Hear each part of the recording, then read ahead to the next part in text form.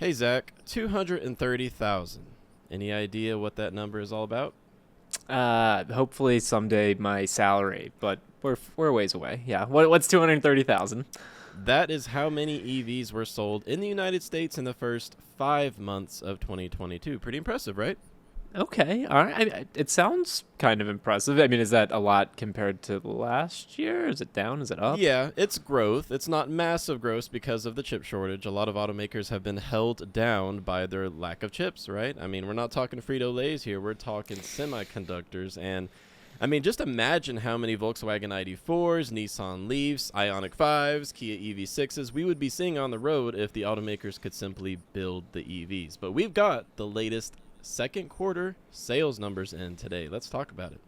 All right. I'm going to kick it off here with this, Justin. What was your number one surprise when you got the Q2 sales numbers? What went through your mind? I was surprised by how quickly General Motors jumped back into the game after falling off a cliff with the Chevy Bolt stop sale and recall. These Bolts, they've got their new batteries from LG Chem, brand new battery packs. I'm hoping and assuming that they've been through very intensive scrutiny with the engineering department to make sure that they're good to go because they're back on sale. And in the second quarter, General Motors sold about 7,000 Chevy Bolts. They went from roughly 0 to 7,000 in between the first and second quarter. Yeah, no, I thought that was a pretty interesting storyline, and I still remember when I went to Baltimore Washington International Airport, and there was literally a sign at the garage that said you cannot park your Chevy Bolt here. So obviously they've recovered from that. Plus, they got some good press with the idea of having retroactive discounts for people that buy Bolts next year. Justin, what stood out to me, Ford.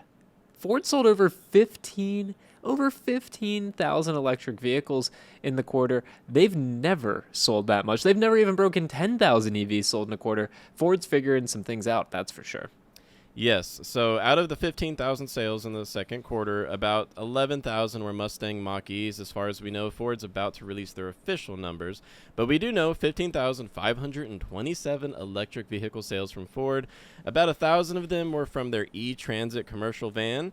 They've had about 2,000 F-150 Lightning sales already. That's pretty quick. I mean, they just started selling them a few months ago. This was the first quarter of F-150 Lightning sales. They say they're going to be producing a lot more of them come 2023 once their production in Tennessee gets online. When was the first F-150 Lightning delivered? That was like beginning That was just in May. Yeah, okay. So I forgot if it was May or in June, but very recent. It puts into perspective Ford's manufacturing capabilities versus Rivian's, because when Rivian first brought their R1T to market, 125 were delivered in the first quarter that they had production and deliveries of the R1T. Ford, obviously, a little bit larger company, a little bit more pedigree when it comes to manufacturing. They got 2,000 out the door. You've got to imagine that number is going to go up, up, up, because the demand, obviously, with all the markups, is there. Another storyline, though, is Rivian. They managed to get 4,500 vehicles sold and delivered in the quarter. An incredible increase, 4x where they were just the prior quarter, just about. Yeah, so 4,400 Rivian R1Ts sold. The Rivian R1S electric full-sized SUV, it's in high demand. It's just starting to trickle in for employee-only sales, but right now they're banking off of two models. Zach, any idea what the second Rivian model that's in production and sales currently is? What got them their fame? What got them their fame a few years ago? Why do we all know of Rivian in the first place? I mean, because RJ Scaringe has a cool name. I mean, I think that's the Elon Musk effect, maybe. Now, who delivers all of your favorite home goods to your door, right to your doorstep every day? Yes. Of course, the vans for Amazon. Amazon vans, yes. So they've been making a few hundred of these vans as well. They've got an order for tens of thousands of these vans for Amazon. But other than that, they sold about 4,000 Rivian R1Ts, and these trucks are not cheap. They start at about 80,000 after the price hikes, but most that are on the road today are trim levels that have gone for well over $100,000. So much for affordable electric trucks. Wondering what your car's worth? Get a free valuation at YAA. It's just a click away. There's another news story we got to hit on, Zach, and it's Hyundai Kia. Hyundai and Kia have been basically trying to catch up to Tesla right up there with Ford. Those are clearly the 3 top players right now. If is that 4 top players? Hyundai, Kia, is that 3 and 4, or is that just one? Hyundai and Kia are owned by the same company, so we'll count them all as one and the same. Yeah, their sales numbers have been steady above 10,000 units sold per quarter, and obviously Ioniq 5 and the EV6 are championing that. Yeah, each model, the EV6 and Ioniq 5, sold about 7,000 units in the second quarter of 2022, and that's pretty impressive. But I've been speaking to a few Hyundai dealers here and there as I've been getting my own cars serviced and getting my own recalls fixed. And they've been telling me that people have been calling constantly about the Ioniq 5 and the Kia EV6, but they just don't have any in inventory. Yeah, no, can't be too surprised to hear that. Obviously, it's the same story with Ford and others. They just need more cars on the road. Speaking of which, Tesla sales were actually down quarter over quarter. Last quarter was a record, nearly 130,000 vehicles delivered, only 118,700 delivered in the second quarter. Yeah, listeners may have noticed that I didn't even talk about Tesla up to this point.